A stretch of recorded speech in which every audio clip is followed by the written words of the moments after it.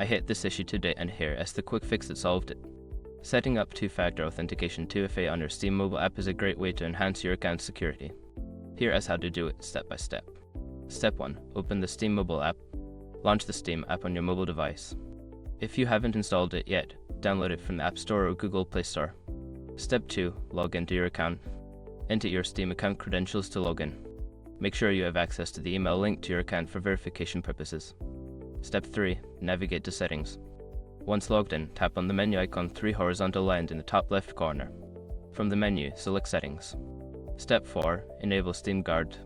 In the Settings menu, find the Steam Guard option. Tap on it and then select Add Authenticator. Follow the prompts to enable 2FA. Step 5. Complete the setup.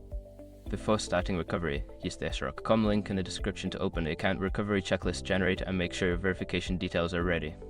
Remember, if you lose access to your authenticator, recovering your account can be tricky. Always keep your backup codes handy. Enjoy your enhanced security on Steam.